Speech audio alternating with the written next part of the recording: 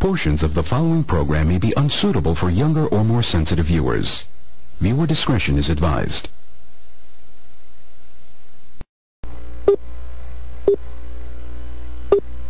Remember, the enemy has only images and illusions, behind which he hides his true motives.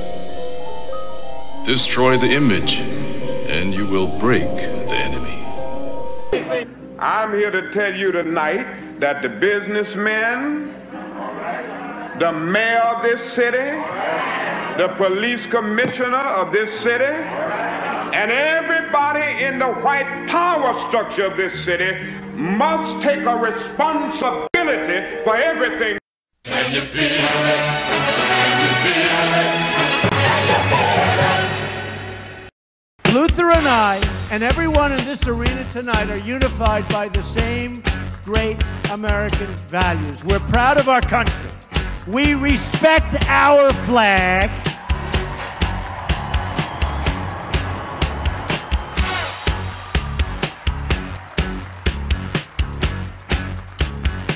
Wouldn't you love to see one of these NFL owners, when somebody disrespects our flag, to say, get that son of off the field right now, out, he's fired.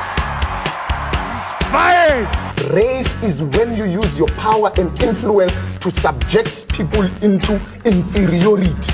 Utterances can't be racist. Look around you, man. They own this shit. They own this couch you sitting on, them shoes you got on your feet, this building, this school, this country, you. We're behind enemy lines, dog. So you must first of all remember that this system was not originally designed with black people in mind. Right on, And it definitely was not prepared for black people to, in the end, begin to demand their rights and an equal share in this country which they've died for. Right on. Hey, and we definitely are not going back to Africa. In the church, we used to sing the song, "Good news, the chariot is coming." While you sit here today, knowing that you have come to hear good news, you must realize in advance what good news for you might be bad news for somebody else. What good news for the sheep might be bad news to the world. They say, oh, things are getting so much better for you. In 1849, it was hitting blacks on the head 100 times a day. In 1990, they hit them 48 times a day. Isn't it better? Oh, it's got to be better. You're saved 52 blows. The only purpose of most black Americans on earth today is to destroy. I think that's noble. Italians love Italians. When Irish love Irish, but when a nigga loves a nigga, it's an unpardonable sin. They have blood in their hands. When we say they have blood in their hands, we are not saying him, George Bezos, went and killed. But white people colonized us. They dispersed us. They enslaved our people. They sucked our economy dry. They are still sucking it dry even today. That's white people. Tony Blair, George Bush, Napoleon Bonaparte, Leopold, Adolf Hitler, Benjamin Netanyahu. All white people, they are the same. They are racist and they are full of hate. I've been waiting for you.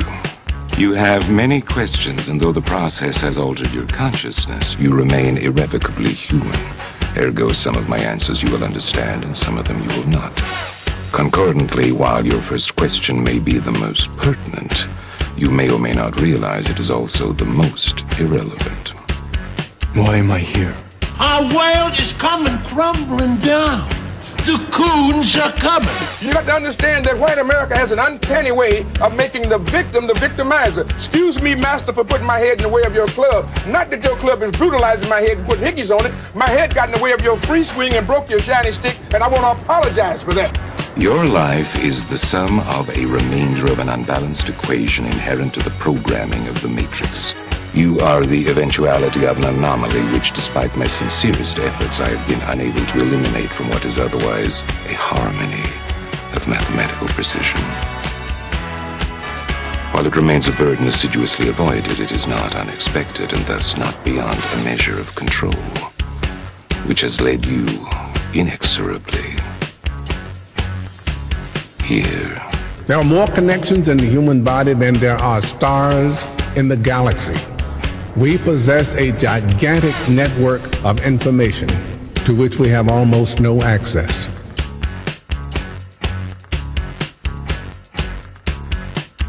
Matrix is older than you know.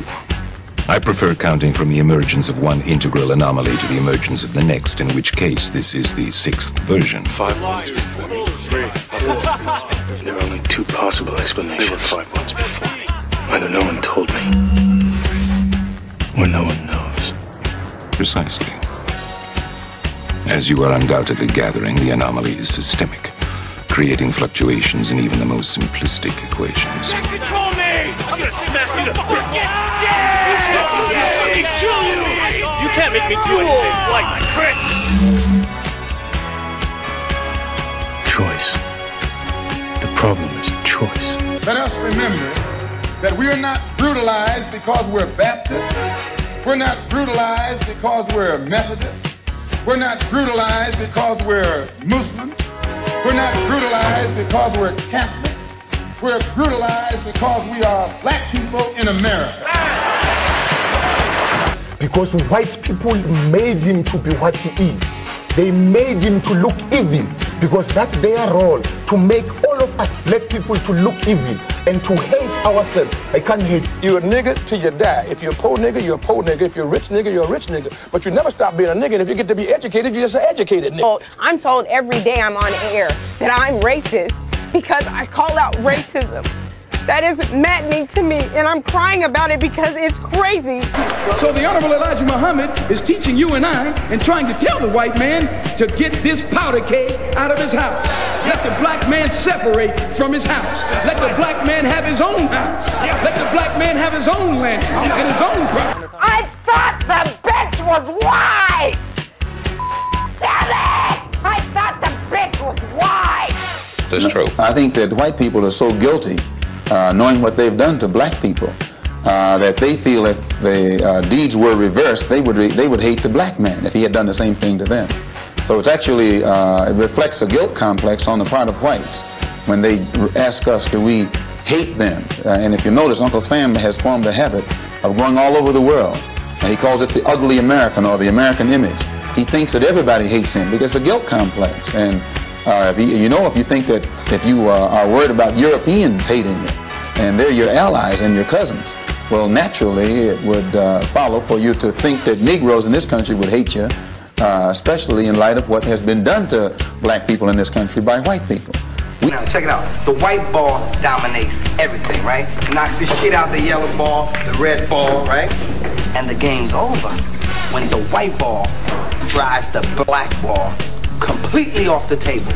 But you have to see that all of this is hypocrisy. I love Malcolm. Malcolm called me the Sunday that he died. I was working Basin Street East. He said, Brother Greg, you coming by today? And I said, Malcolm, I love you. And I said, I love you so much, I don't even want to take a chance to be there. He said, what do you mean, Brother Greg? I said, well, I close tonight, Sunday night at Basin Street East. And I said, but I had my wife book me a flight into Chicago at 8 o'clock this morning. And I'm going to Chicago, and I had way beneath my salary, booked me into a college about 10 miles from the airport. And I'm going to go there and speak this afternoon, and I'm going to stay there until they tell me you dead. Because I'm not going to let this government get 2 of us for the price of 1. And I'm going to call Adam Clayton Powell when I finish talking to you and beg him not to come there. Because today, the United States government is going to get you.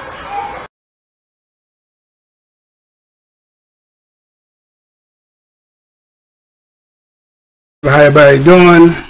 I'm your host tonight. Welcome to the Mr. Blows Your Mind show. This show is to give you the scene, the landscape, the picture, the aspect, where the earth meets the sky, the angle, the slant, the turn of minds, where one is coming from, spirit, right?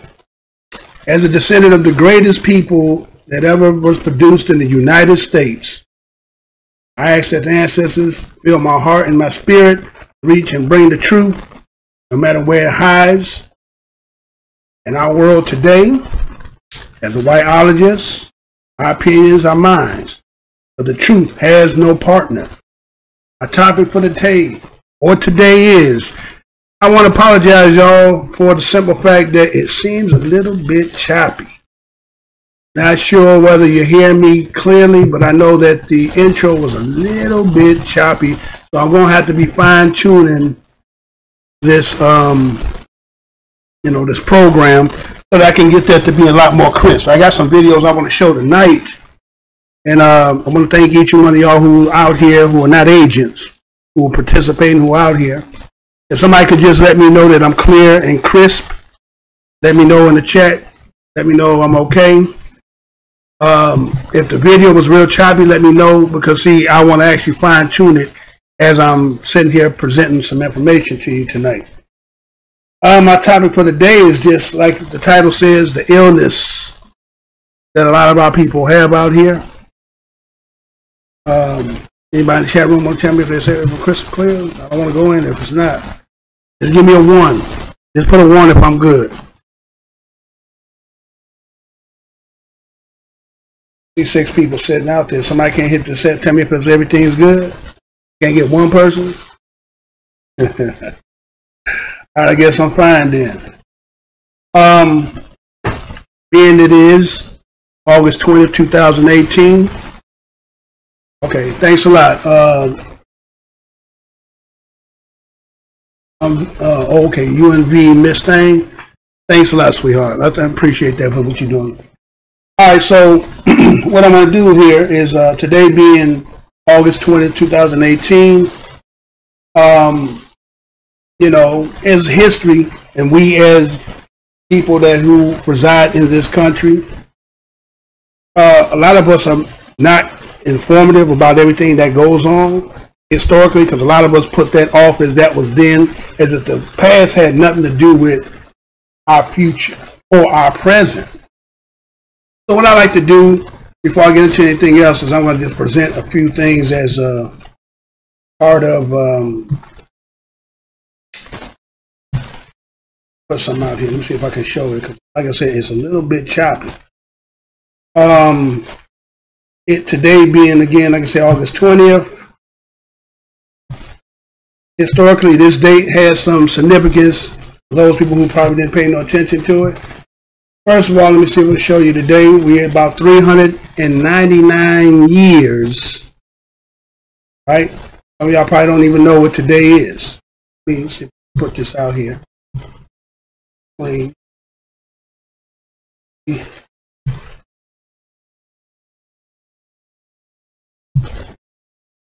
One-man band tonight. A little patient with me. I'm gonna get it going. Share my screen with y'all right quick.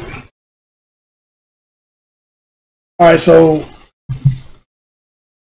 like I said, 399 years it's been, and actually I probably don't want to do it.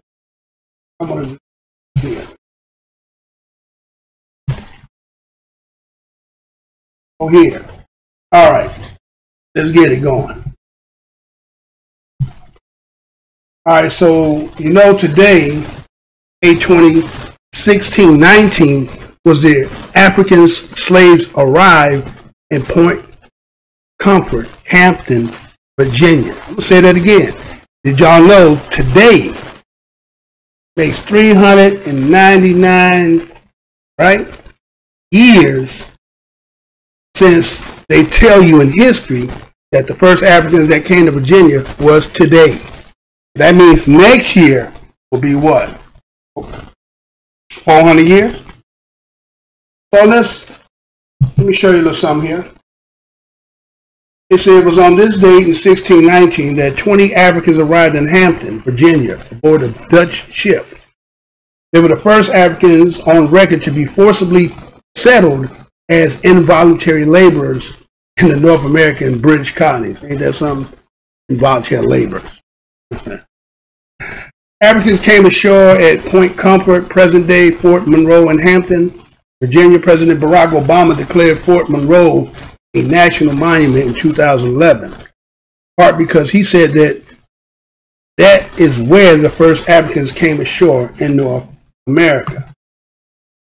Slave trade began in the mid-1400s. What we now know as South America, Brazil was the first country in the Americas to benefit from the slave trade initiated by Portugal.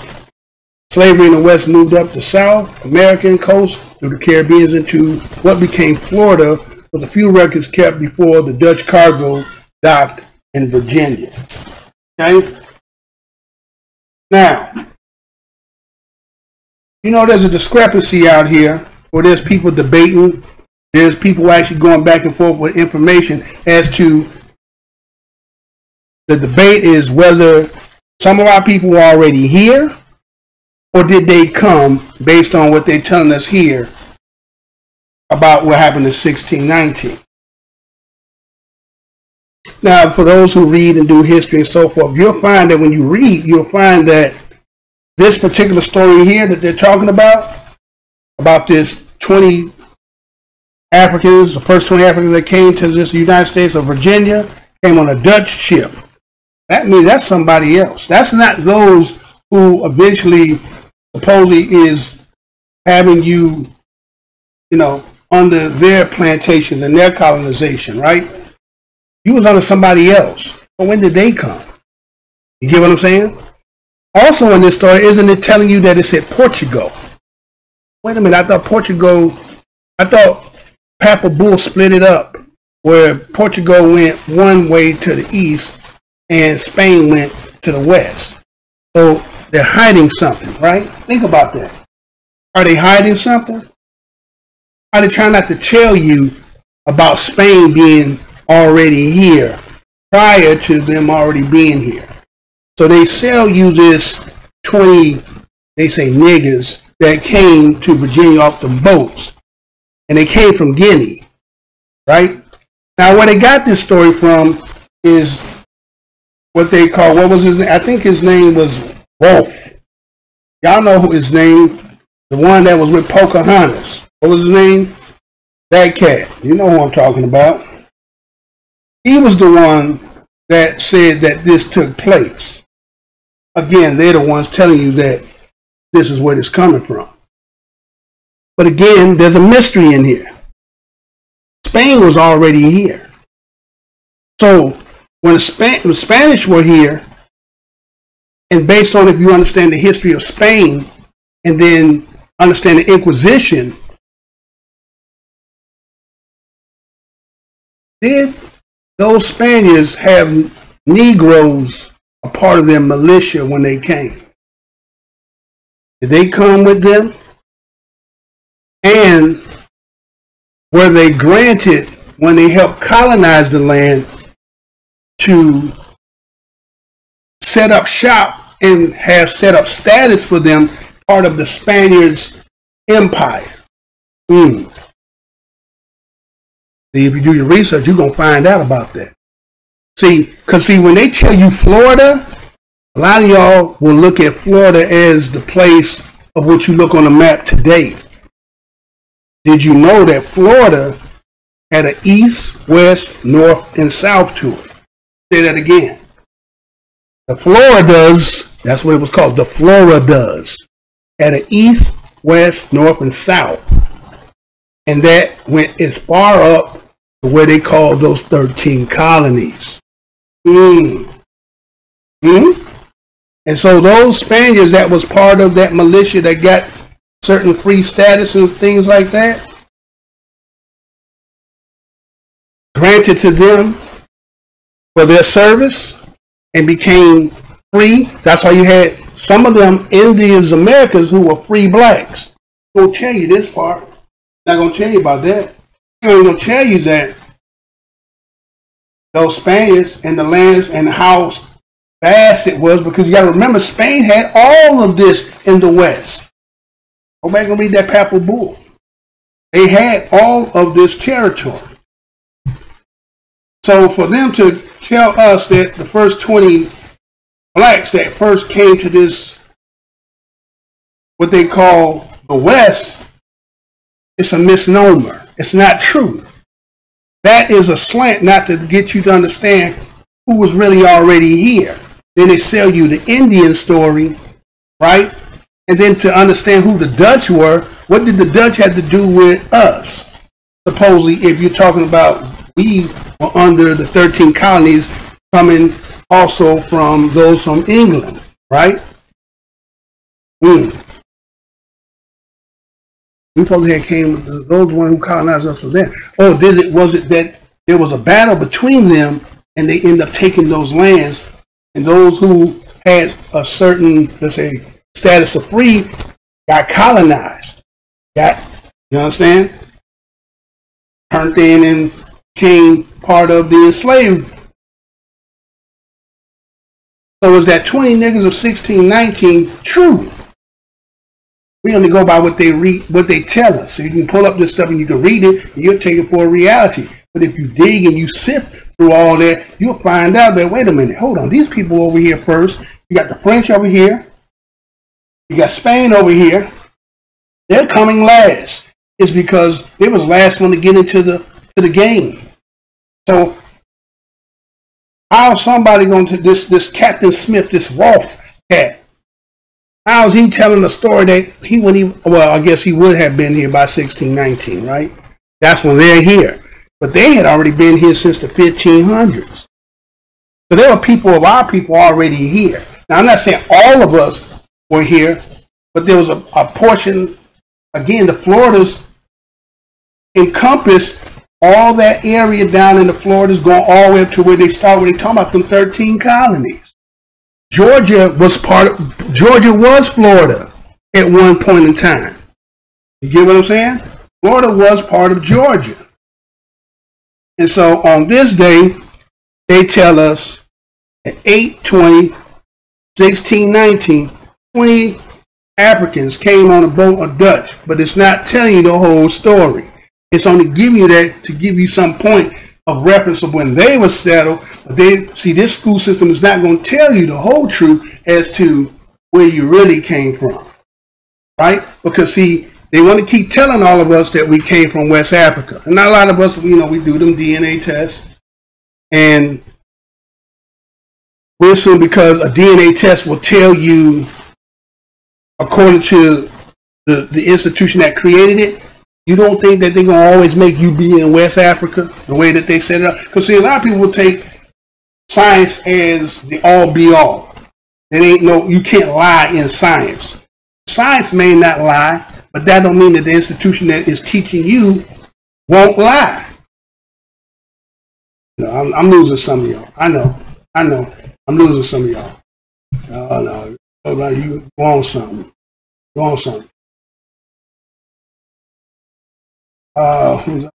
Okay, I said Bernard Thomas. Okay, would you say there's another brother on YouTube? Like Vigilantes. Okay, yeah, I may check him out, but I will check him. Y'all suggest something, I would definitely go check him out, because I check out a lot of people. I'm always, you never know where I'm gonna be, and I'm looking at stuff. If there's something of interest, I'll do it. But the point I want to make today is that for history, they tell us that today being August 20th, 2018, that supposedly this is the beginning where we start at, right? They bring in 20. Now, if we do the math, according to it, it said that it took 12 weeks for them to travel. You know, man, we still ain't seen these boats that they claim that they brought us on over here yet.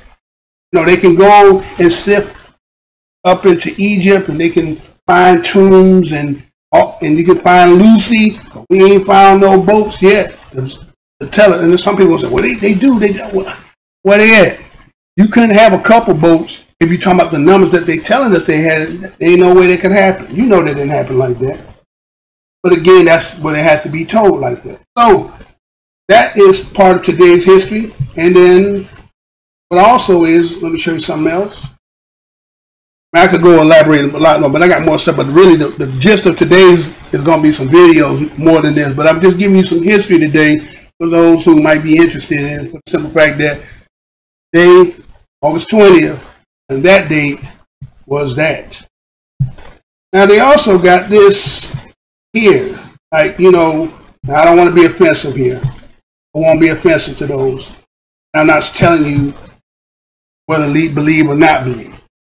Now, you know, for those who are Christians and who read the Bible and they tell you about baby in a manger and the star in the sky.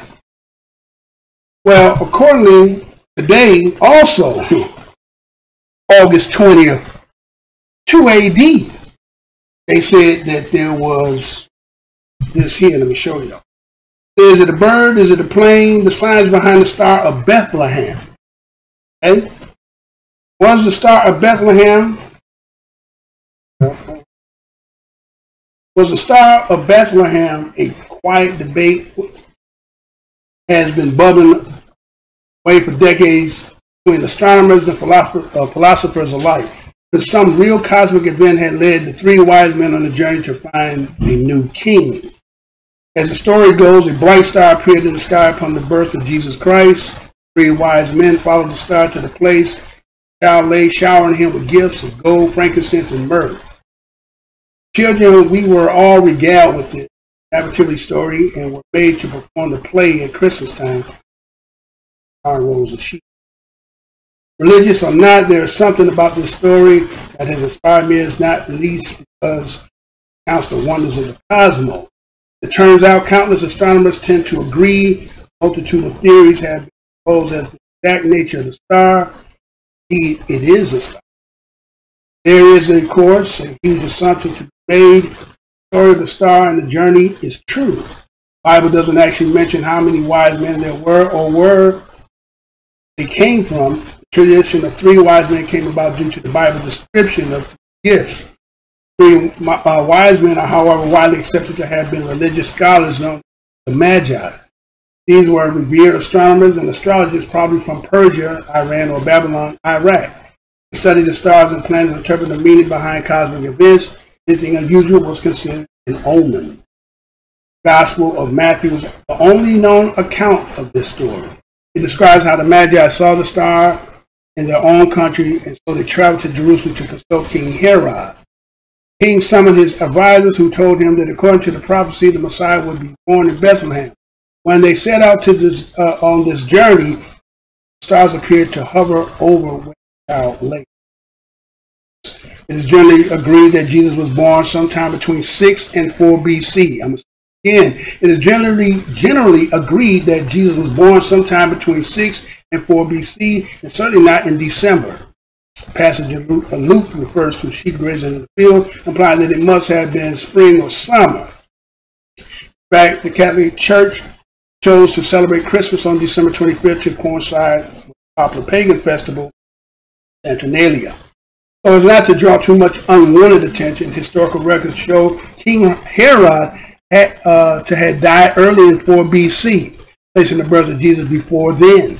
We are therefore looking for a rare astronomical event within the time frame, and that could have prompted the Magi to set out on a journey. The problem of the star is twofold: astronomical, i.e., what was the star and what would have led the Magi to associate it with the birth of Jesus. One of the earliest and most favorite theories dates back to 2 AD, was proposed by the Christian theologian Origen. He suggested that the star described in the Gospels of Matthew was a comet. Comets are essentially big, dirty snowballs that fly through space, come close to the sun, the ice melts, and is blown away by the solar winds, giving the appearance of a tail. March, April 5 BC, a group of Chinese astronomers observed a bright comet that appeared in the constellation of Capricorn, visible for over 70 days. It certainly fits the timeline, and calculations show that it would have appeared low as seen from Jerusalem, with the head of the comet close to the horizon, tail pointing vertically upward. Not surprising that it is such a popular theory, with comets going star-like heads and long tail pointing vertically towards the sky, some cosmic finger. Hence, this image is widely depicted in paintings and on the Christmas card. However, the biggest snag in this theory is that the comets are not rare, especially through seasoned stargazers like the Magi. As far as an omen are concerned, it doesn't get much worse. Comets were known to represent the 4 Ds: doom, death, disease, and disaster. Not exactly the best sign for the birth of a new king and savior. So the essential rules out that theory. On to the next. Perhaps the simplest explanation is a nova, supernova outburst. Although their names imply the creation of something new, they are in reality products of a nuclear explosion at the end of the star's life. There were indeed a sighting of a new star, or nova, reported again by Far Eastern astronomers in the small northern constellations of Aquila and 4 BC. At first glance, it seemed to be a really good candidate for the star Bethlehem title, since most nova suddenly and unexpectedly burst onto the scene. Literally overnight, attracting attention from sky conscious people, a new star could also have led the Magi to interpret the birth of a new king. However, upon closer inspection, the theory starts to fall apart. Those that ascribe to the idea said that the star would have been positioned directly over Jerusalem, so not initially visible to the Magi in Persia or Babylon. Nova would rise an hour earlier every 2 weeks until it was almost exactly due south at dawn. By the time the Magi reached Jerusalem, the star would appear to hover over Bethlehem, apparently pinpoint the location of the new king.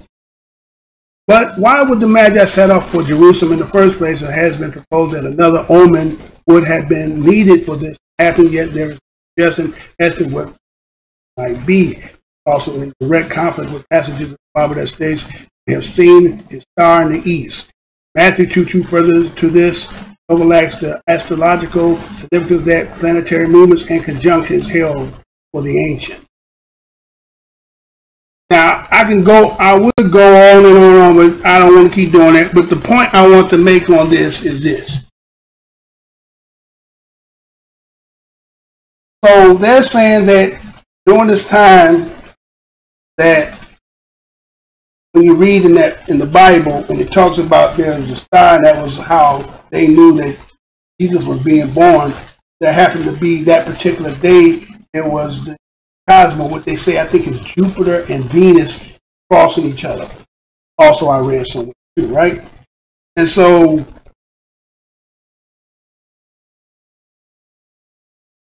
it was. I'm not going again.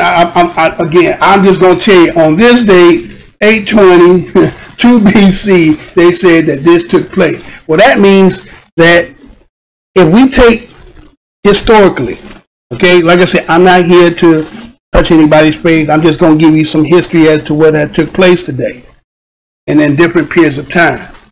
So if that took place in 2 BC, if Herod dies in 4 BC, right? If you look up, you'll see that King Herod dies about 4 BC. You wouldn't be searching for him at 4 BC, because remember they're counting down. I never understood how they started and they're counting down. Okay, but if they're counting down, that means he has to be born before Herod dies. So that story they tell you that he was 32 or 33 at the time of being crucified can't be accurate.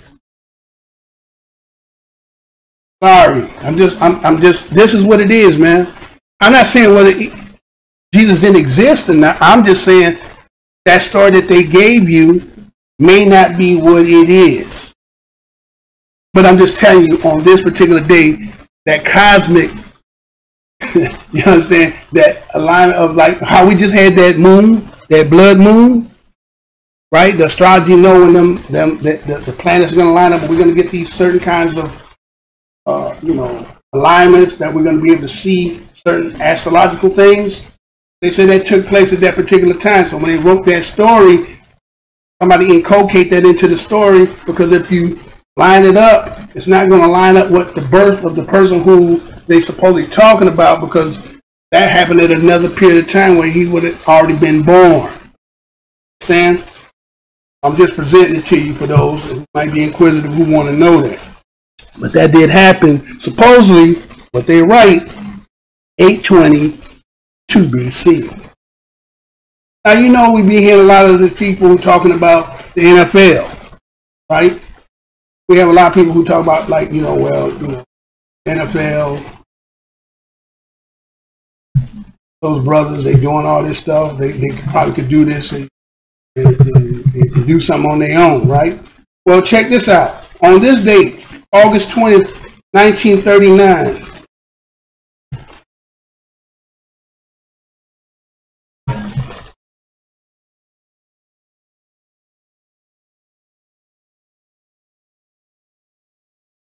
that, huh?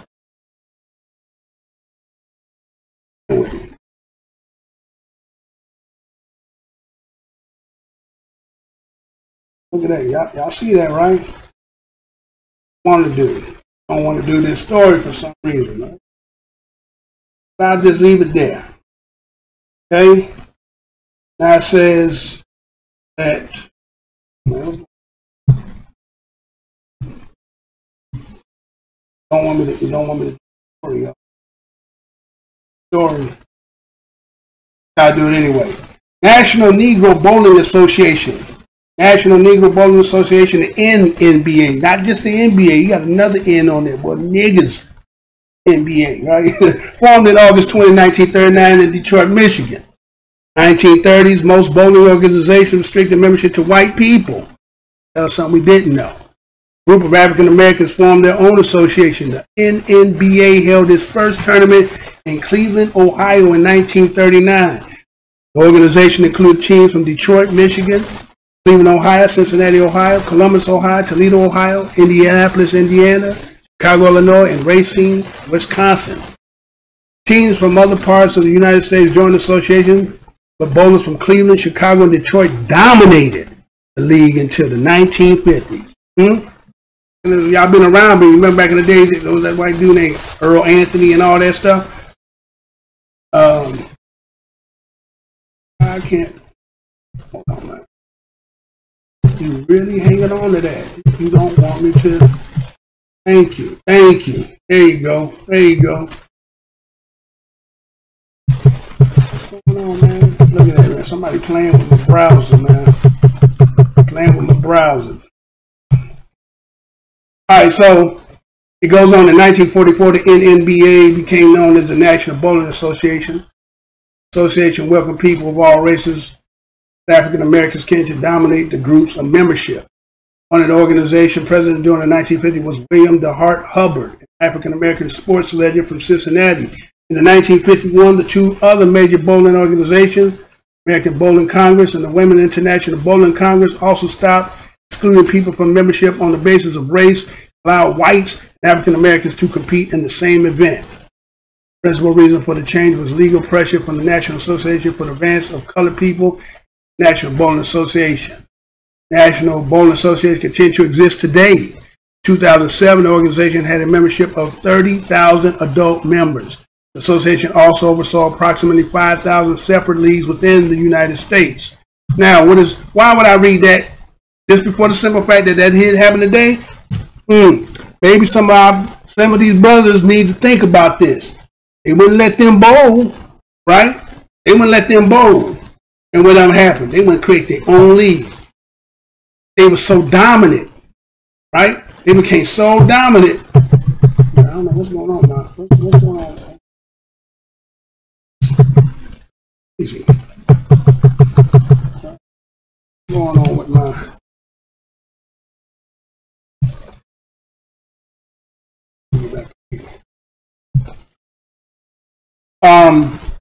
See, and the brothers out here today, they're not looking at it. See, you got President Trump saying things that's talking about, these sons of bitches, and, these owners are talking about sitting down and kneeling, and like, we don't care about what your stance is about.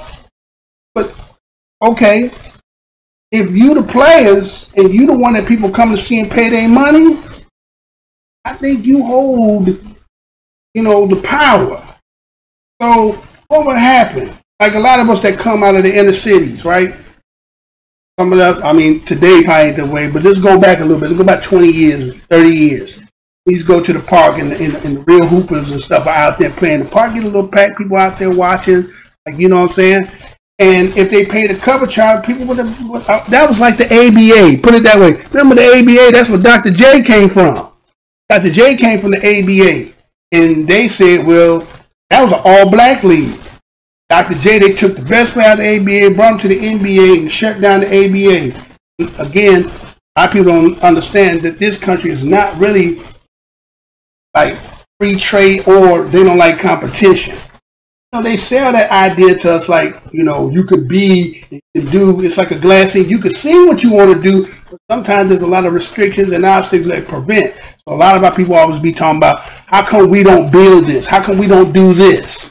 It's because competition. See, our talent, our God's gift that we be holding and we possess, we don't never get a chance to actually just, hone it, control it, and get all the economical gains out of it. See, if you don't have him co-signing for you, then you ain't nobody. When you look at YouTube and you look at all the people that's out here doing channels, a lot of people got talent. They got enough to sit here and, you know what I'm saying, okay, let me see what's saying. Okay, thank you. Creating is because we don't get to create is because, one, I just read what the history was 399 years. If we're going to take that as a starting point to where we are today, you could dangle a couple people in our face. You could dangle an Oprah. You could dangle a Jordan. You could dangle a couple people and say, look, there's black billionaires. You could, and Johnson, he owned this. And you could, okay, you got those. But if you take it collectively, as, again, Yvette Carnell, that some of y'all be watching her, she does the Breaking Brown, and she breaks down a lot about with the stats and facts, and just to show. Another one is what's his name? Tony. What's Tony's last name? It was another brother too. Tone Talk, I think, is the name of his show too. And they break down and they show you that economically, some of us individually, some of us, you got decent jobs, you're making some good money, you're able to support your family. But as a whole, as a people, that's why we have to go to other people. That's why people can go on and mistreat you if you not satisfied with the old saying used to be, the customer's always right. But when we do something, you know what I'm saying, that we say, man, I don't, look, okay, you got your hair, your nails done, but you didn't like what it was, I ain't paying for it. Right? They finna crack your head with a stick. You gonna pay for it. You don't have, your word is not valid to say that you don't like something. You just take it and you make the best of it, like the delicacy of our ancestors, of what we took, the rooting to the tooting of the pig. We call that a delicacy. We call that soul food, right? We took the scraps and made that where we are today. Now we're trying to get all this healthiness, but let's go back. We was eating all that, and we survived on that. And we done built some of the greatest people that have presented in this country. And when we do Olympics, we show our prowess in just athletics. They're never going to allow us to be prowess in our mind, because that's why that stuff when Donald Trump talked about Maxine Waters, talk about low IQ. In 2018, still talking about low IQ, right? That kind of stuff. So that just goes to show you that some of these mothers still look at us in that same way. It wouldn't matter how, like some people might say, well, he's an artist, you think he's smart. Look, man, I took that garbage you gave me, and that's his DNA. You understand? We all have that. We all got that. But a lot of us didn't get a chance to really develop it. Some of them, you went to college, you learned what it was to go to school, right? To be in that field of the profession you in. But are you really educated? Because education really means to bring out of you. Not what you're getting from them. You already got it in you. You just have to, it has to be brought out of you. So as some of the oldest people on the planet, DNA that we have from all the people that we come through, we got a lot of stuff, but it's dormant. And they're going to make sure you stay dormant. They're not allowing you to be prowess in your mind. Oh, they're, giving condolences to RP to Aretha Franklin. Oh, you see how they'll give you that because you entertained. You made their life feel like they were a part of something. See, you again take that salt from the food, take that seasoned salt. We ain't no Morton. We Lowry's. You know what I'm saying? Put that seasoned salt to this. You take that away. That food it's bland. It ain't got no taste to it. But they act like they could function without you. So if you start acting like that, then take that seasoned salt from that, what they cooking, and create your own meal. But you know what the one problem is? The responsibility. That's what a lot of these brothers don't want and sisters don't want. The responsibility. Because, you know, it's kind of like saying certain people have restaurants. You build a restaurant and give them good, you know. Matter of fact, remember the Harlem Nights? Remember that movie Harlem Nights with Eddie Murphy and Richard Pryor? When Mr. Cantone came and gave him a visit. You know what he said? He said, you know, me and Mr. Calhoun, hey, you jigs is making a lot of money over here, and we want our piece of it. Right? We're going to take our cut 15 and you take 5. Right? That's the name of the game. The game is you can't build on your own without them having their hand in it. We know that. But some of us thinking that you can do all this, and again, I'm not pessimistic. I'm optimistic, but I'm just a realist. It is what it is, but that don't mean that you stop from trying. But the issue is take that talent and create your own, right? Even if we want to say that Ice Cube took the 3-on-3, but you know he had on his side. He didn't do all that solely by himself. He the face of it. He's the face, but that ain't solely all of Cube. You understand? You can't do that. Because if you think about it, name something that of that kind of magnitude that we are solely, you know, owning. Even if you say Jordan with the team of Charlotte, he's just isn't he just the major stockholder in that? Or is he the sole owner? Get what I'm saying? You don't get nothing solely on your own. So I'm just saying that you see that these brothers and sisters who couldn't bowl, wanted to bowl, showed they had the skills that were better than them, where they dominated. Matter of fact, they didn't even say the players, they said the cities. You bowled against the brothers and them in Chicago, Cleveland, and I think Detroit, they was dominating you. Huh? You know, before we done got so crazy where we can't congregate like that, go on and have a good time bowling, right? And they're having a good time before, you know, before the crack. You know, I was going to go back to the 80s when we talk about the crack and how it messed us up, but we can't congregate because some people just got a problem because you happy. Let's be real about this. Some niggas just seeing you happy and shit, he just, man, this nigga smiling too goddamn much. Pow, pow, because you smiling. And niggas, you got issue with the wrong damn person. So we can't even have places where we can congregate and just let our hair down. We can't even let our hair down. Our shit, you know, we got coils and shit. I love my shit. I know you do too.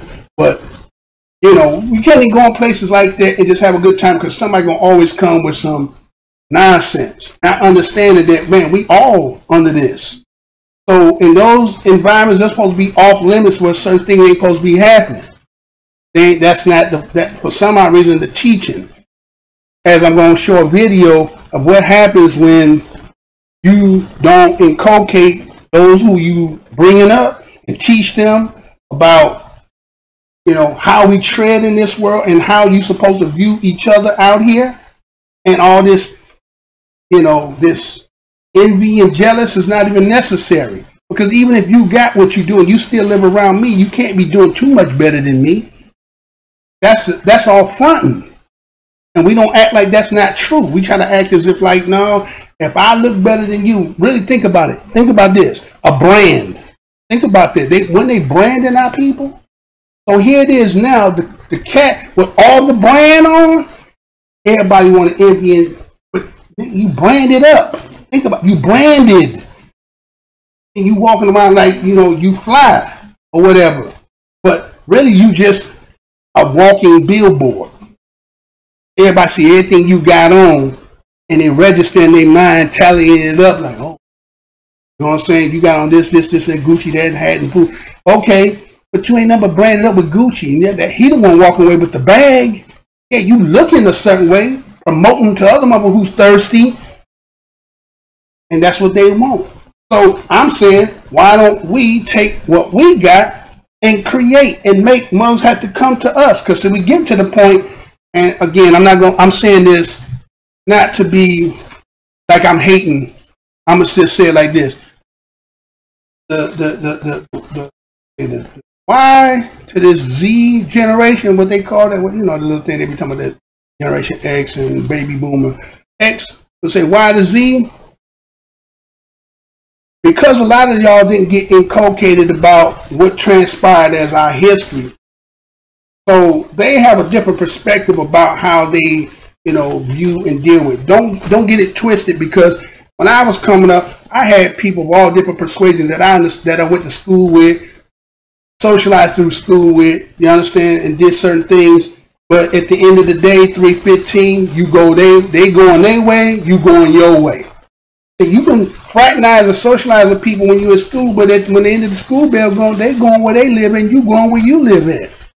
Okay, so there's a difference. Even though you frat and socialize with them, they still got a different path of life that they going, and they got some other things that associate that you may not even benefit from, but you just say you cool with them. So what I'm trying to say is, you know, open the door so wide that they doing everything that you doing, and no differentiating between you and them. So you ain't got nothing special, because Kiki, do you love me? Huh? They all doing that. They all doing that. Back in the, we knew they ain't even try to dance in front of us, because we gonna laugh at them. But now it's like they just as good as you, and they get to the point that they think they singing better than you, they dancing better than you. I mean, how many of the movies they done did where they the stars of it? You get what I'm saying? So I'm just saying we need to package it, and then we can sell it. But see, again, you're going against the forces. As yesterday when I told you about black nationality and what they deem as black separatists, anything that you're trying to do to make yourself independent is a hate crime. It's a hate crime. You're hateful because you want to be separate from people. Not that you like it's not even really being separate. It's just you want to be able to function and do what you want to do. Why is it a crime that you want to be who the Creator made us to be? What is wrong with us being that way? Why is that so threatening to you? Is because what I'm saying is true, that we hold what is real in the gifts. We have it all, no matter what you want to talk. Even if you want to get on that intellectualness, let's just say for us here in these United States, we understand that, you know, money make money. So if you're going to have a child and you're going to put them into a school system to learn, you got to pay for that. But if you're going to go through the public school system, you're only going to get according to, you know, the dynamics of the community and the tax base and so forth. Otherwise, you're just getting, you know, leftovers all the time. Some of that stale stuff. You're trying to make a meal, and you ain't really getting nothing out of it. So, fairly, we have some people with different levels of different intellects and so forth and all, but then as a whole, it's not balanced. But when these other people, they have other venues, they have inheritance. Hey, could you imagine if your grandparents left you some money? You would be able to start up something. Mom and daddy could leave something, right? You have a starter kit. We don't got that. So our only avenue is using our gifts, but we can't get holy. Because if you look at what Prince was trying to do, that's what really that's what they knocked Prince off on. Let's keep that shit 100. Prince tried to keep his shit 100. He was trying to get all his. He's like, I did all the work. What are you doing? Oh, because I had to come through you so that it could be known. But once I get known and everybody can see my talent, I don't need you no more. But no. That relationship. Remember I talked about yesterday? You're in a relationship where the mother just won't let you go. Ain't no domestic violence. Ain't calling no police. You're gonna be with me like an old marriage. Like I said, you're gonna be with me through hell, sleet, snow, typhoon, hurricane. We ain't never separate until you don't live or breathe anymore. Unless you don't got nothing that's worthy to be making no money off, then they don't give a shit. Because again, I can go into something else too. They talked about on this date. If y'all seeing this or not. Yeah, this Economic Opportunity Act of 1964, right? That happened today on this day. This was authorized the formation of local community action agencies as part of the war on poverty. War on poverty, really? I can't tell.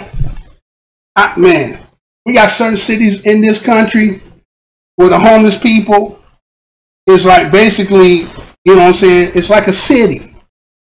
And it's not just people of color. You know, you have sparingly other people, because I'm going to just say like Paul Mooney said, that's just a waste of good white skin. And Paul Mooney said it's a waste of good white skin.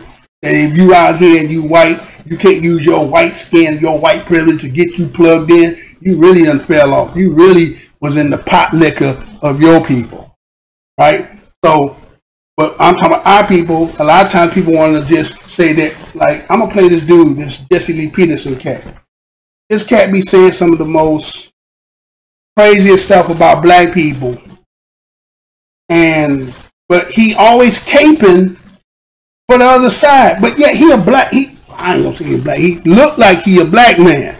But his mindset, his psychosis is something else. And he advocates, and then he wants to promote, he a reverend, he toasts the Bible and quotes the Bible and always talking about God, and like, but you always shitting on black people. Where does that, how does that balance out? That those people are the chosen people and we are the children of the devil. Like, you need to go back and reread, dude. You really do. But anyway, let me keep on this war on poverty. Now, I said these agencies are directly regulated by the federal government. It is the purpose of the Economic Opportunity Act to strengthen, supplement, coordinate in efforts of furtherance of that policy, right? Purpose was to eliminate poverty, expand education opportunities, increase the safety net for the poor and unemployed, tend to health and financial needs of the elderly. War on poverty was declared by President Lyndon B. Johnson in the State of the Union address on January 8th of 1864. This administration today, this is what he said, this administration today here and now declares unconstitutional war on poverty in America. I urge this Congress and all Americans to join me in that effort. Poverty is a national problem, requires improvement, national organization and support. But this attack, to be effective, must also be organized as a state and local level, at the state and local level. So the war against poverty will not be won here in Washington, it will be won in the field. Every private home, every public office, the courthouse to the White House. Very often a lack of jobs and money is not the cause of poverty. I'm going to say that again. Very often. What do you mean very often? A lack of jobs and money is not the cause of poverty. I don't need to read no more. You got that shit twisted. If I got some money and a job, there ain't gonna be no poverty. You feel what I'm saying? If motherfucker can get a job and he can work, because a lot of people say our people lazy, don't want a job. No, we've been here too long for you to be running that immigration game on us. You ain't gonna here it is. I know that you're supposed to pay me a certain amount of money, but you trying to pay me for less because your ass is greedy than the motherfucker and you don't want me to have shit. So you undercut me. Matter of fact, you put sanctuary cities, right? Check that little game out. They got them sanctuary cities, right? And they getting IDs like they citizens. What's this all about? You getting IDs like you're a citizen, and then they probably able to vote. You get what I'm saying? Anything not to deal with those who you know you're supposed to be dealing with. These are the people who did how you living in your life of luxury, your what is a life of pursuit of happiness. And where you getting that from? How did you obtain that? Because we've been here just as long as you've been here, but not all of us. Not majority of us. There's a portion of us who may be obtaining that, and let's keep it real. Everybody who making that money, some of y'all know what y'all doing for that money. Some of y'all kissing, licking deep. Got to be walking on eggshells, because you know. See, I know some people who had jobs, they was in position, and they be assistant to the mug, but that mug would make you do all the damn work. And you can't complain because why? That's your boss. And so to keep your job, in the minute you say something crazy, and then all of a sudden now that whole relationship gonna blow up. A lot of people working and frustrated and working at places, they know deep down, they had to put up with a lot. And because a lot of people depend on you, you take it. And that don't make you weak. That's just, the situation that a lot of us have to be in. But, I mean, really inside of you, don't they eat you up? Don't be sitting, you got to take a lot of shit. So that's why there's a lot of people drinking and doing drugs and all, trying to get a little bit of escapism from all that stuff, or taking it out on their spouse, their children, and so forth. See? So if you got a job, right? If you got a job and you got some money, ain't gonna be no poverty. See, and some people think that if everybody had a job, that all that would cease. But let me tell you something. A democracy has to have a segment of its society to be poor. I'll say that again. In a democracy, you got to have a segment of your population got to be poor because, okay, say everybody got a job, everybody can be self-sufficient. Well, we ain't no need for no damn jails. Ain't gonna be need for all that courtroom shit. Ain't gonna be need for all them damn lawyers. You get what I'm saying? Ain't gonna need for all them policemen. So it helps balance out and it makes those institutions stay, is because you gotta have that segment of people out there all fucked up. So war on poverty, come on man, this is game. This is just game they've been running. Been doing that shit for a long time, selling wolf cookies and all that shit, telling us all kind of shit that ain't just real. It just never was real. It was just, something to keep you, again, what they say, keep hope alive. Right? Keep hope alive. Right? So that was also on this day, 8/20, 1964. But something else about that 64, 65 business that a lot of people kind of forget and they get buried. I did a video for y'all some of y'all who seen it, where I showed y'all where the Civil Rights Act, even I'm not taking away for those who went out there and participated in marched and fought the good fight. But as you've seen in my intro, I had about Malcolm and some of the things that Malcolm talked about, right?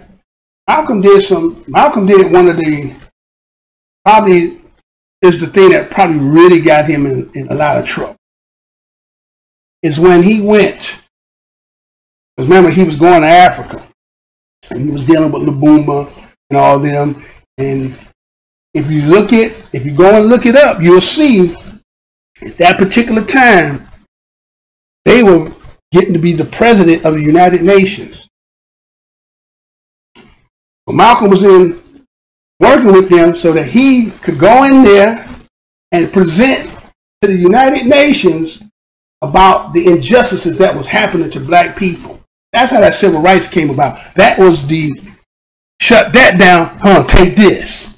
Get what I'm saying? Take this, don't talk about that. Because see, again, you remember this country promotes itself as, we have a lot of people say that it's the greatest country on the planet. You live nowhere else. And if you go somewhere else, you're gonna be, it's like a cousin, relative of the same other people. Ain't too much of a difference. Even though people who were trying to migrate and go back to Africa, that's another thing too. That sound great. Like I said yesterday, sound great, but they got their own problems too.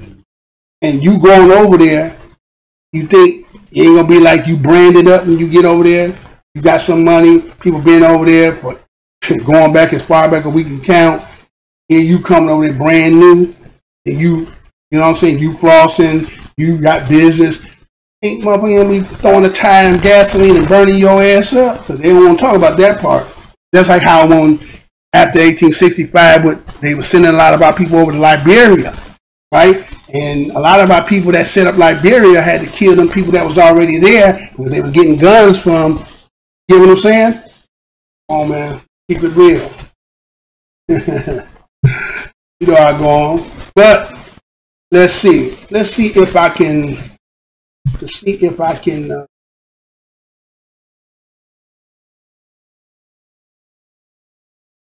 That ain't what I'm supposed to do. So,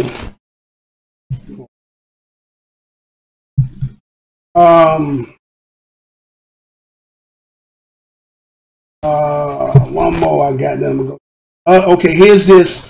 Also on August 20th, 1597, the Dutch East India Company, right? Dutch East India Company. Now, remember, I told you earlier on this same date at a different time, which was in 1619. Remember that Dutch East Company? Look what it says. Company first fleet of 4 ships returned to the Netherlands from the Far East. So the Dutch East Company was coming all the way from the Far East. They bringing niggas from over there? They told you they brought them from Guinea? I was trying to keep you in the West. Why are they trying to keep us in the West? When they, in the West, didn't have the... You got to remember when the Papal Bull was split up between Portugal and Spain, if Portugal didn't bring us from the West, right? And they're talking about Dutch, and the Dutch was over in the East, and they said the Dutch is bringing you over here to the Americas from the East. Maybe you didn't come from West Africa. Have you ever asked yourself? Now again, I don't got a problem with being descended from Africa. But let me ask you something. You look at yourself in the mirror. Honestly, how far off is our ancestors from those? Like, let's say people who come from the islands in the Americas. They have a more stronger present look of African than those who are from the blood cut from the South in these 13 colonies. Why is that? Was our ancestors far removed from Africa long before? Because you remember they teaching that evolution, talking about different environments and food and so forth, and that changes the structure and phenols and all that, right? Well, how is it that they want to just tell us it because they want to act like the white man, he had copulations and sex with every woman that whatever was in the plantation. That's what he wanted to believe, and that's what changed us and made us like. I don't buy that. I don't buy that. I'm not saying he didn't get down and do what he did, but don't tell me he did everyone like that. So I'm asking, how is it that the African American, I ain't even gonna say African American, I'm gonna say the Black American, African American and brothers, anybody that comes that has African descent, that's how they be promoting people to us. Like again, I said yesterday, how does a man born in Hawaii is tied into the same bloodline of the people, me and my people that come here from the South? Tell me how his history is linked with me. So what makes him equivalent to me? So he ain't fighting for the same thing or talking about the same thing I'm looking at. He's somebody else. And we had to be real about that. So when you put you're going to put the first stamp of somebody black, he sure wasn't cut from here. Because you're not going to do that. Oh, they threw Jesse. That was just to keep hope alive. Yeah, he wasn't going, you know Jesse went for the win. Just like Al Sharpton was running. We went for the win. So anyway, Dutch East is bringing mugs from the Far East, and they setting up shop here. What was that? Why the Dutch coming here? Oh, because they were already here. Because those were those merchant guilds. Because a lot of that the Virginia Company, right? That's them coming from London, and that was the merchant guilds. They already set up in Europe. Where's their slave trade part in? They telling us a story, but is that really what it is? Get what I'm saying? And I ain't gonna elaborate on this stuff, but I just want you to see that on this day they talk about this Dutch East Indies, which we talked about earlier in 1619. They're the ones who bringing you the first 20 here, but they coming from the Netherlands, from the Far East. They really come from West Africa. Okay. I got one. I think I got one more. You got one more? Got one more. When did President Andrew Johnson formally declare an end to the Civil War? Today in 1866. August 20, 1866, President Andrew Johnson formally declared the end to the Civil War today. Although bloodshed ended over a year before, there had never been a formal declaration of peace and unification in the country before today. Johnson signed proclamation which declared that peace, order, tranquility, and civil authority now exist and throughout the whole of the United States. Okay?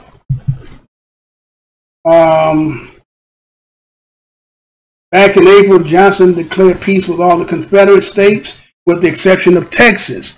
Signing of the proclamation formally ended the rift, saying that the insurrections which heretofore exist in the state of Texas is at the end and is to be henceforth so regarded in that state as in the other states before named, in which said insurrection was proclaimed to be at an end by the aforesaid proclamation on the 2nd day of April, 1866. Wait a minute. Isn't that the same place that they said that with Juneteenth party started in Texas? Didn't they tell us that? There was insurrection in there.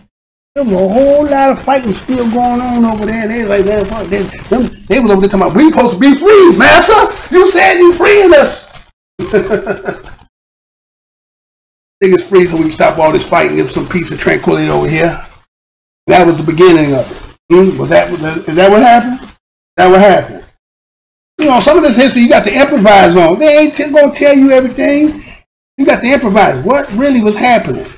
See, and that's the one thing we don't have the continuous of history in the family, because the way we had been dissected up and split up, we can never know what would happen from, let's say, 1619. That was still going. That family members would have told you in 1719. The people in 1719 would have told you in 1819 and 19. We don't have that. We got severed up and cut off. Then when they do your, you know, when you do that, what's that, familytree.com? Only got records that only show about till what? What's the farthest that you can go back in here? About what? 1700? You know why that is? Because they burnt that White House down a couple times. The British came and burnt down all them records. You would have found out that you didn't come from them. You came from somewhere else, by some other people, by another way. Don't listen to what I'm telling you. Do your own research. You ain't got to take my word. So now we're going to get to the show. I know this is kind of long. I'm like, well, damn, Mr. Blow, you be dogging, boy. I like telling shit. That's this. So let me get back over to here.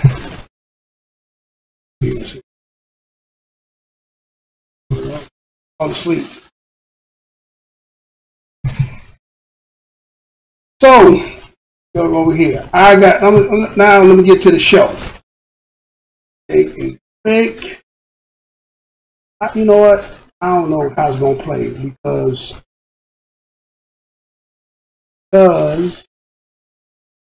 it didn't play too well. Didn't play too well when I showed. See, I'm moving on the wrong. Look at that. Seeing that. Hold on. No. Moving on. All right, so I'm going to play a video for y'all. Set up for you.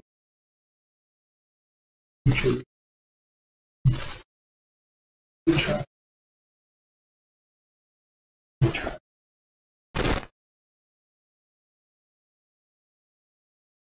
Oh, y'all in here trying to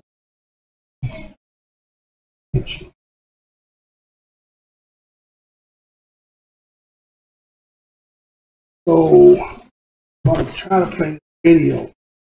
But I want y'all to see what happens when people are not teaching. You can have some people saying some of the most craziest things. You be like, man, where's this brother coming from? Why he talking like that? Right? It's going to amaze you if it plays well. If it don't, I'll make sure when I come on the next time, I'm going to make sure everything is in crisp and moving. This is day 2, y'all. Remember, I've been on a hiatus, so I'm trying to get back into the flow of it. I'm over here as a one-man show. Let's see. Video for you.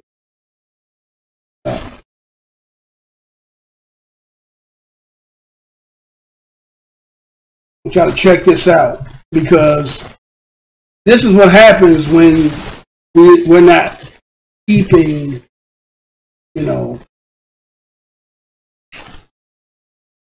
keeping what we're supposed to be knowing and teaching it and passing it down. Like, really?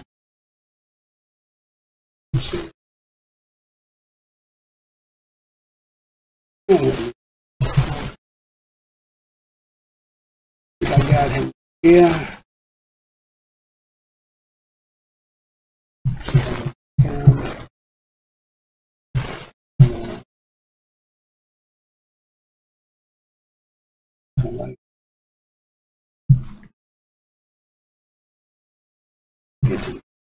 I want y'all to check this out.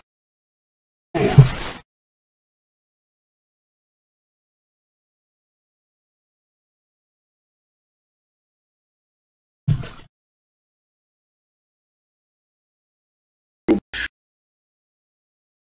And all this crap, pig skin, and all this other type of stupid, closed-minded, racist stuff that these motherfuckers claim is not racist, because apparently black people can't be racist, which is bullshit. Those type of people. It's not to my black people. It's not to the black people who just want to be abiding citizens by the law and just want to live their life the right way. I say that all the time because it's an actual fact, at least in my opinion.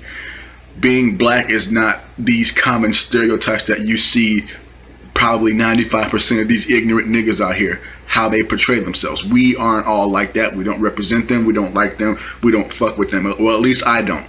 I have a profound hatred for black niggas, pretty much. I have a profound hatred for the ones who fit the common stereotypes of hood rat trash, So when I have these type of videos that I make, I don't feel bad about them, because I don't associate with those type of people just as much as white people don't. So when I hear these stories about when white people call you dumbass, thug-ass niggers, I don't feel bad at all. I really don't. You guys pretty much bring on yourself when you guys display those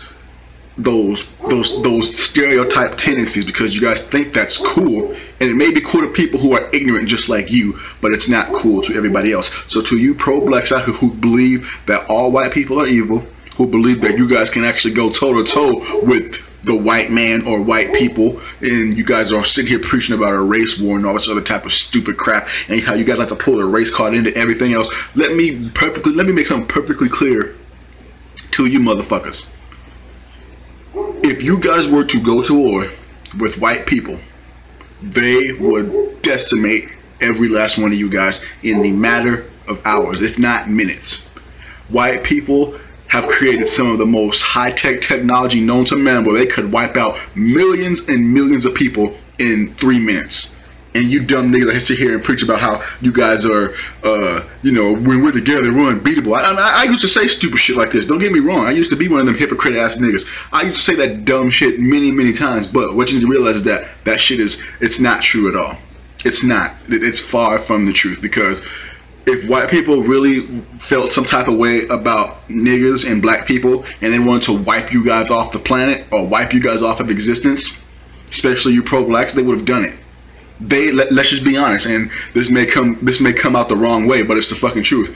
The only reason why black people are still alive in today's society is because white people allow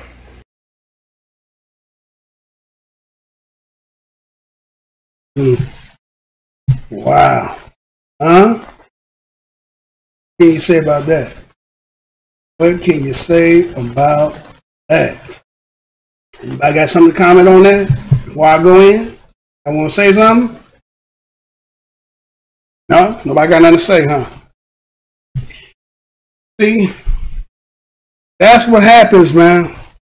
That's what happens when we felt like we've come a long ways.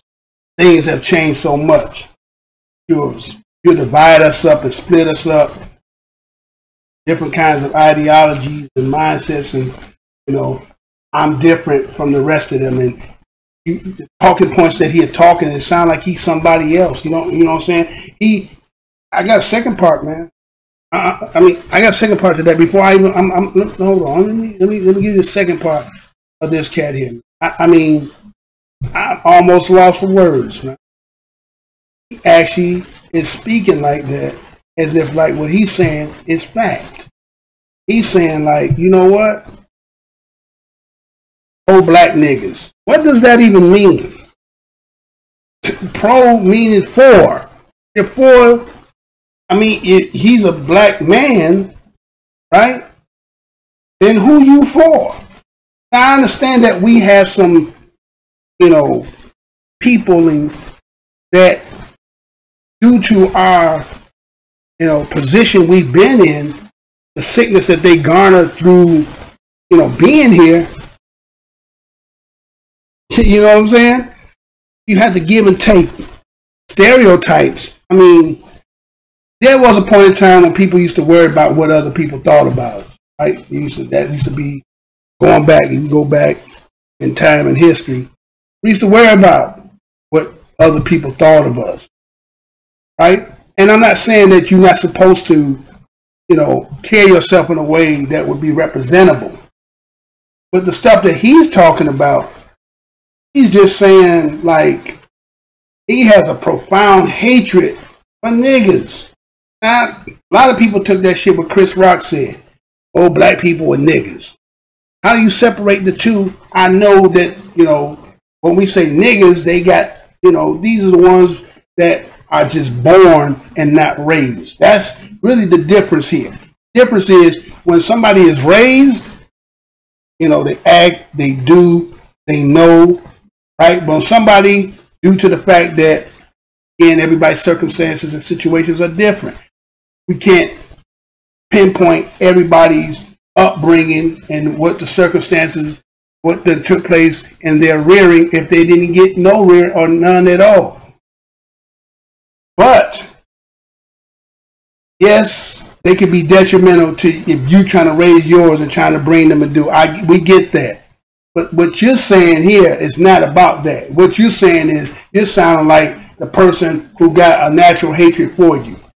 And when you hear the second part that he's going to say, that's why I'm kind of hold out before I go there. Got it right here. See.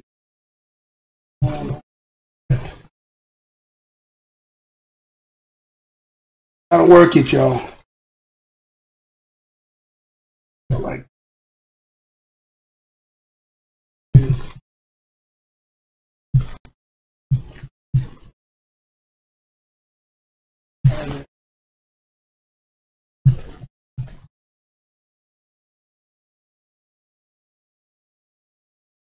Race war. They would decimate you. I know what most of you guys are thinking. You're a sellout for saying that. You're a coon ass nigga for saying that. So be it. You can call me whatever you fucking want, but it's the fucking truth. The ones who are gonna call me a sellout and a coon for saying that are the ones who actually believe that they stand a chance against white people in a supposed race war. They would decimate you motherfuckers, and I'll be sitting right there drinking a fucking cold, nice beverage, watching them eradicate you ignorant motherfuckers, because you guys are the ones that are ruining the black community. You guys are the ones that spit on everything that common black people that just want to make it in this world today stand for. You guys are the ones that ruin all of it. So when I hear you guys say dumb shit like, we savage, we'll tear white people up, no y'all won't. No y'all won't. If there's one thing that white people have that black people don't, they have an arsenal of weaponry. I'll say a nigga's good for about a clip or a magazine, and that's about it.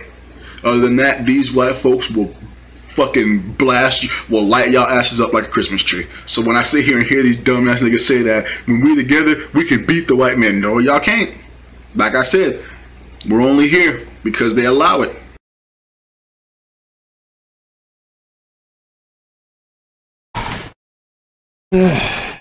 Oh, he gonna sit back and drink him a cold one while they killing us. As if like when they get done with us, motherfucker ain't gonna come see his black ass. Huh? Huh? That's kind of, see, that's a problem. Now, ain't nobody sitting here talking about whether we finna go into war with a motherfucker, but I'm just saying, nigga, what separates you from the rest of everybody else?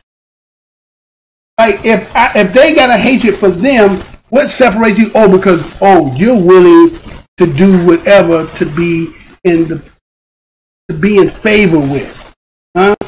You do whatever it takes. Now, to each his own. You can do what you want to do. My thing is, how you think you're going to be able to separate that? And let me ask you another question. Who would want to be the only niggas left when ain't no other niggas around? You want to live like that? I wouldn't. I wouldn't. That's like all motherfuckers talking about they want to go to Mars with them, right? If you get the trip, you got the money to go. Okay, right now let's say there's 360 million people here. They tell you we only about 50 million people here. We see what we go through at 50 million. So if you go to the motherfucking Mars and shit, you're gonna be about 2 million. With all, you can live like that. You can live like that. Okay, you go ahead. Go right on ahead, mister. Because see, you sounding crazy. You sound good in that which is like, yeah. See, you validating what we talking about. That's what we talking about. Yeah, niggas ain't right. And see, that's divide and conquer. You got us all divided up. Keeping us all separated so that it's like we warn with each other about some shit that's like, what makes yours experience any different than anybody else's? We all went through the same shit. Just different people got different circumstances because of different ways they had to be dealing with it. Some have perpetual of not being able to obtain shit because, you know, genetics or maybe disposition and things like that keep you from being in favor. Because again, if you can't make him no money, you're not making no money. Huh? Tell me if I'm wrong. If you can't make him no money, you ain't gonna make no money. That's like you even going to have a job. When you sit down there, do an interview, aren't you selling yourself? Ain't you telling that person that you sit down doing an interview like, I'm the best person for this job? I'm the best person that you could get for this job. So all the rest of them put it to shame. This ain't what I'm the best one. Right? So you just say, fuck all y'all. You niggas talking about y'all gonna fight them. Let me ask you a question. This ain't whether about no race war. The point is, so you need to tell me if motherfuckers decide that they finna just come and start just fucking up your family, and you gonna say, well, that side of my family, they ain't nothing but motherfucking niggas. Let them do what they do. I ain't got shit to do with it. Again, what makes you think when they get done with them, motherfucker ain't gonna do you? See, that's why that shit sound crazy when you talking like that, because you think you sounding like you say. Again, there's a lot of them that's out here. There's a lot of them out here. And again, you have the right to choose what you want to do. I'm just saying, you sitting up here putting that shit out here and you talking like that, and it's like, who your mama? Who your daddy, man? Did they know you talk like that? Or do they talk like that too? You see what I'm saying? This is because everybody wants to, again, some people take the fact that, okay, we had a black president, and we had made strides, and we had this, and the condition that most people that are in is because they want to be there. The lack of enthusiasm to try to do anything. And okay, you can sell that shit to whenever. But the truth of the matter is, I told you, democracy got to have a segment of the society that got to be poor. They got to be fucked up. Otherwise, how them institutions and shit gonna function if they didn't have them? Now here's another motherfucker that some of y'all might know, and the shit he be saying, I just be wondering. Let me see if I can, let me push him over there to y'all. I have to restart it again. Do it again. You probably seen this motherfucker be. Hey, hold on.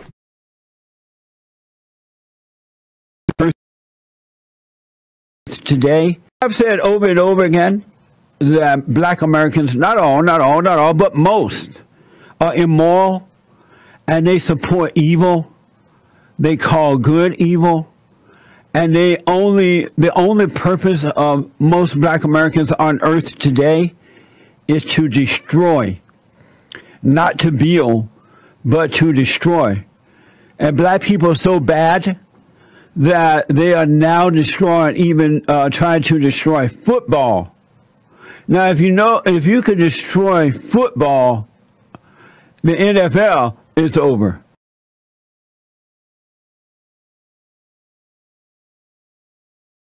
This is what's happening. This is an older one. him older. He not a young boy, he an older cat. See? And his whole spiel is about caping to the other side to shit on us. That's what he do. He's sitting shit on us all the time, caping. And I mean, I got another clip for him to play on him too. Before I go there, let me play the other clip. That's what he do. Right? We got these cats out here. That's what they do. They shitting on us as if motherfuckers don't understand what the fuck it is that we're going through. That we put this onus on our own self. We did this to our own self. Nobody did this. We did it to ourselves. That's what everybody want to keep promoting. This condition and the shit we're in is because we did it to ourselves. Quit blaming people. Well, shit. We just talked about the history of 1619. We did that to ourselves. We brought ourselves here and did that. And what happened? We got on the boat, like it said, involuntary. Involuntary? Didn't even say slave. It said workers. You know what I'm saying? Like we came here to work without pay.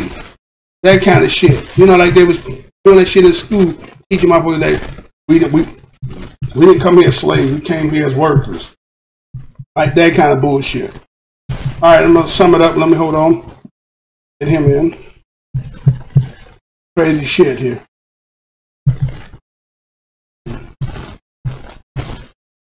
We start him again too. I can hear him.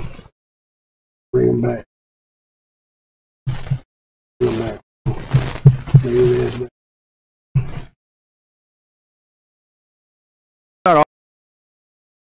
But most are immoral and they support evil.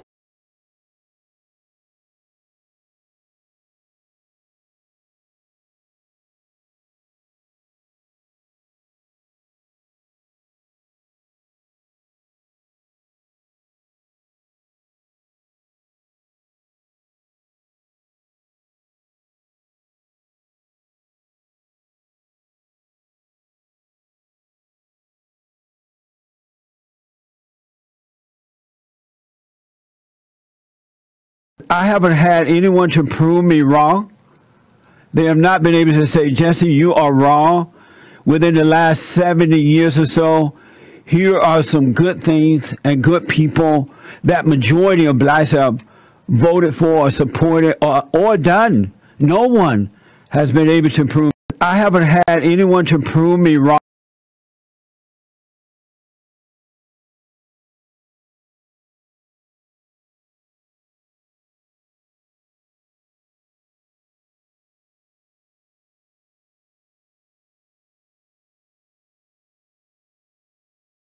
And I haven't had anyone to prove me wrong. They have not been able to say, Jesse, you are wrong. Within the last 70 years or so, here are some good things and good people that majority of blacks have voted for or supported or done. No one has been able to prove me wrong.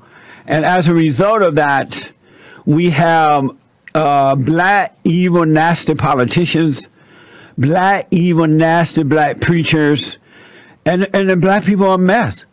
And this is why white folks should not be feeling guilty for the sins of black people. They are suffering due to the destruction of the family and the lack of moral character. Most black men and women, black boys and girls hate their mothers. Their mothers have set them up to fail, and their fathers, they are yearning for their fathers. That's what the problem is. There has never been racism, no such thing as racism, sexism, homophobism, Islamophobism. It has never existed. It's a lie. It's a made-up lie. And I got proof that most black people are immoral. I've said over and over again that black Americans, not all, but most, are immoral and they support evil. They call good evil.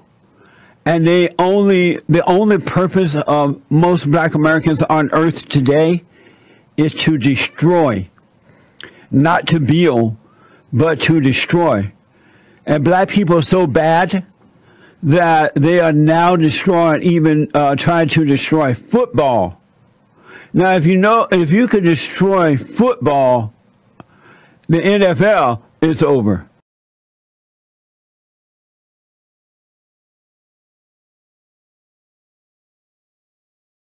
Kind of stuff we have to deal with. These are the kind of things against the grain, against our existence. We got people out here who are advocating and shoveling shit on us as if everything that, again, there's a portion that we take responsibility for, but then there's cause and effects. Everybody want to just look at the damn effect. You don't want to look at the damn cause. There's a cause, that reason why our people is, you say, immoral. Like, you want to say our people immoral. That black people don't build. They, so they're trying to destroy football. I mean, I be having such a hard time when I be watching that cat. I be having a hard time looking at the dude like, man. But again, you know what I'm saying? Different circumstances, wherever he come from, because he'll tell you that he was on the plantation. He grew up on the plantation. But again, he's 70, 80 years old. He was on the plantation is because he said his grandparents still want to work the plantation, so he worked too. Well, okay, they worked. I don't know if they was in slavery. I'm pretty sure that was like the farm work that a lot of people in the South were still doing even after the fact. At that time when he's coming up, they paying you. They're not paying you a lot, but they might be paying you. So it ain't like the same, but he used that as foundation, like what he's saying is valid. He validates what he's saying. But I'm just saying he has a platform that he capes his constituents that like that what he talking about. He has some just like him, and it's just like, man, dude, what happened to you? You understand? What happened? What can make you so blind and try to say, well, racism don't really exist? Okay, but then where the word come from? Why is that word part of the lexicon, part of the dictionary, if it don't exist? Just like people talking about, well, race is just a construct. Okay, but this the game that you playing in, right? So it has to be having a reality to it. So I'm just saying, man, it's so much of this out here now lately is because the illness is because people want to believe in the best. It's kind of like you want to believe in the best of a circumstance, even though it looks grim. You're still looking for the inkling of hope to say that maybe they're just going to turn. But how many generations of people that keep coming and you keep getting the same thing, same thing, same thing, same thing. You keep on hoping and wishing, and guess what? You never seen Santa Claus. As a kid, huh? You hoping, sitting there trying to stay up all night, thinking Santa Claus gonna come. You ain't even got a chimney, so a nigga gotta come through the door and shit, right? You gotta come through the motherfucking door. You just hear you a little kid because your parents have told you Santa Claus. You believing in that shit. That's how his ass is. He believing in Santa Claus. He believe that shit is real. What he talking about? He think maybe that's his hustle. Maybe that's what it is. Maybe that's his hustle. Maybe his hustle is caping will make you a good life. Just like if I'm caping for my people, can't make me a good life. You understand? That's why eventually something, maybe some support because but all this gonna be used, right? So I'm just saying, in his case, he give them validity, give them the mind of feeling like they ain't done nothing wrong. Saying white people shouldn't feel guilty about what happened to black people. They did it to themselves. Really? We did all this by ourselves with no one help. There ain't nothing to do because, that was way back then. But they say that the trauma in your DNA can be passed on to the next generation.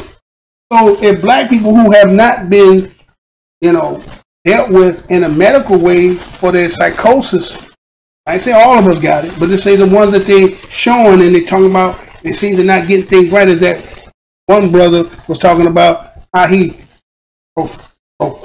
profoundly hating black people, especially ones who are pro for themselves, right? He hate that with such a passion, right? But if we all thought like you, then what would be the purpose? You might have just going to do what Sammy Sosa did. And you see Sammy kind of regretting that. I actually seen that shit tonight. That shit was funny as hell.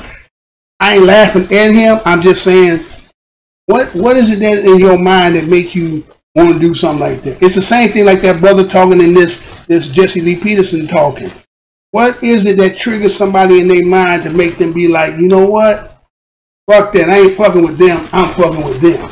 Matter of fact, that's what that Omarosa did. I told y'all yesterday, gonna be the catalyst. Them that's like them, they not ever come over here and play like you rolling with us and then think you gonna try to flip flop and be the spook that sat by the door, because she gonna be the example. Right? That's what she gonna be. So where I'm at, what my timing looking like? All right, okay, I got about 10 more minutes to hit that 2 hour mark. I wanna definitely give a shout out to everybody who showed up tonight, came to listen to Mr. Blows Your Mind. I said I'm gonna try to keep coming on, keep present stuff daily. Got a lot of stuff because remember I was off of Dana 2 years, right? So I have a lot of stuff back stuff that I didn't pull up, but this is some of the recent stuff. Just for the simple fact that I was out here talking crazy, man. This ain't the time, Lord. This ain't the time nor place to be talking like that. You confusing people. You got young people out here who really don't have nobody who they can actually get some information to teach them certain things. A lot of these channels is talking about Egypt, or they talking about evolution. Some of them are just doing the celebrity news, and oh, that's good. You know what I'm saying? That's all good. But there's got to be a point where somebody has to be sitting down and say, look, this is what this is. Because again, a lot of people say, well, I don't need to know all that. You do. Again, isn't that what the what it says? Remembrance is freedom. That's what remembrance is freedom is for. Your remembrance about what took place to you is your freedom. Because you're not supposed to forget that. Everybody else celebrates their history. They recall everything. I mean, that same cat that Jesse Lee Peterson came up with July as White History Month. That's what he came up with. And he's promoting that. As if like everything that you learn in this country ain't about white folks. They threw in Martin Luther King, right? And when you dig enough, you'll see that there was a point that maybe, you know what I'm saying, he was caping. Again, I respect and love what Martin Luther King and what he sacrificed and what he gave. That don't mean at one point in time he didn't have a change of heart. That's what ended up happening. He did have a change of heart. He realized that's why Harry Belafonte said that he felt like he was leading his people into a burning building. Because he originally doing was, right, maybe kind of questionable. Maybe this ain't gonna work. Maybe, you know, if we keep doing this and keep letting them do this, that they would turn. They not turning, man. They're not gonna turn. Can you imagine that all that killing, all that colonization they did? They're talking about making you equal with them, and they gonna hold that shit till the wheels fall off. Y'all know that shit. If you looking for that bear, like, you know, sometimes you watch these videos or watch a TV show, these motherfuckers domesticating everything, right? The niggas having motherfucking skunks and raccoons and all kinds of shit in their house, treating the shit like a motherfucking domestic animal. And then be surprised when a motherfucker like that. Remember that story some years back? That white woman that had that damn gorilla and shit? And then she had a pet gorilla, and he was kind of like her man and shit. And she had a friend over and shit. And then the motherfucking gorilla was like, he looked at the motherfucker, was like, what the fuck is this motherfucker? Ah! Right? Tore her face off. She was screaming, oh, it's her face. What the fuck you got a gorilla in your house for? This nigga's a wild gorilla. This nigga ain't to be tamed. But see, they think they can tame everything. Everything got to be, you know, the way you want. Some shit ain't supposed to be fucked with. Let that shit be in its natural habitat. Why can't we, as our people, be natural? Why is it so wrong for us to be in our natural state? Why is it a crime? Yeah, leave. Yeah, you should be leaving. I know who those were. I know who those were. They didn't want to hear that. They getting the fuck out of here. You hear that? That's that guilt. That's that guilt, that fragility of mind, and get fragile of mind. So, well, I did so much. would like for some people to throw a couple comments in there at about 5 minutes exactly. If not, again, I want to thank y'all for showing up tonight. Those who stayed through the whole presentation. Again, I do this because, again, I have love for my people. That don't mean that I can't have some kind of, association or fraternizing with other people. It's just that I understand as we as a people and what the condition and what somebody doing to us. People want to act like somebody crazy because you talking like this. Like, they be sneaking in saying no shit y'all don't be seeing. I pay no attention to that shit because that's just me throwing the rocks at the pile of the crowd of dogs, and that rock is hitting a certain dog and he's just yelling. That's what that shit is. Why should I have to be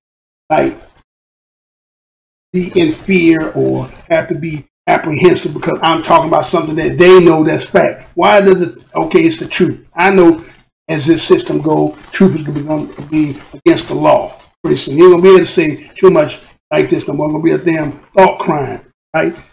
Come on, 1984 and shit. That's what it's gonna be. It's gonna come down to some shit like that. Why with this moment, why we can still have that freedom? We better be out here talking about the real shit.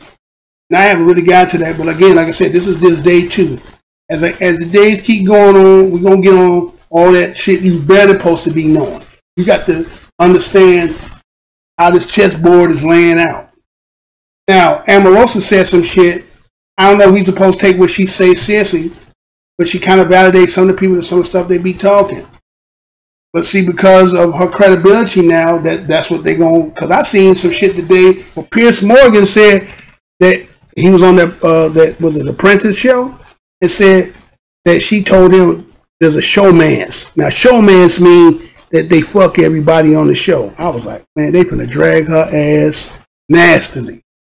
He said he didn't want none of that ass. He was like, want that, but that she said bromance. Showmance is what they do on them shows. So if she was doing that and then she was working in the White House before with Bill Clinton, you know how he got down. So you know what I'm saying? They finna pull out kitchen sink. They finna go up under the motherfucking carpet. They finna pull all kinds of shit. You better have all kind of taste. They finna drag you. They finna drag you bad because you hear him talking about don't bite the hand that feeds you. That's pretty much what happened here. So, again, I'm Mr. Blows Your Minds. I'm with another thought-provoking topic. My motto, y'all. Right? What's my motto? Everybody know my motto? Huh? We know what it is.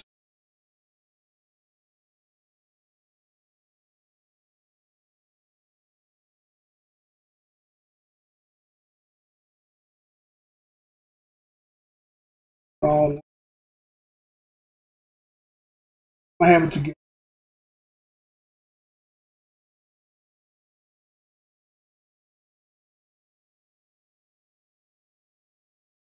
Okay.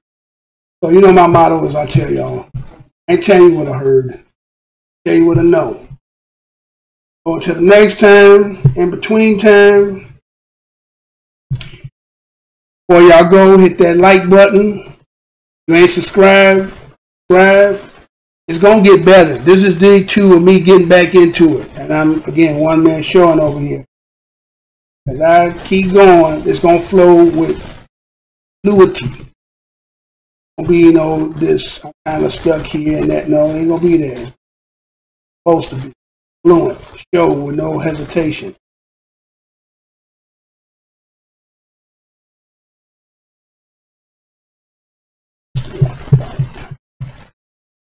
Be patient with me.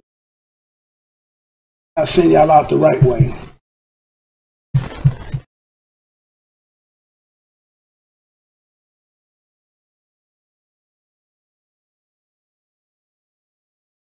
All right. Y'all out. I'm the one. You see all these channels that doing the intros and all that? You know where they got it from. Go back and look at the history. Go back and look at the history. I'm the one that started it before everybody else was doing it. And I do my own. I don't pay for none of that. I'm a poor righteous teacher. maybe had my hand out. Maybe somebody help me. Time going on. You know what I'm saying? But I'm going to keep telling it. Somebody got to say it, man. I got to keep on it because they're not trying to act like this ain't real. It's real. Real, man. It's to a culmination point. Not saying for you know, for fear. I'm just saying something is in the brewing. I mean, got so much going on. It's like, man, you can never have too much not to talk about because there's just so much going on. So, we're going to close the show out. Right way to do it. Like I said, for those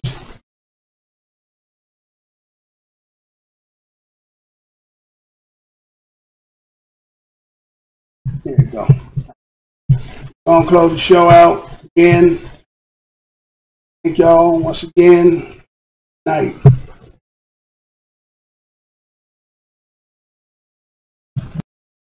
More sensitive viewers. Viewer discretion is advised.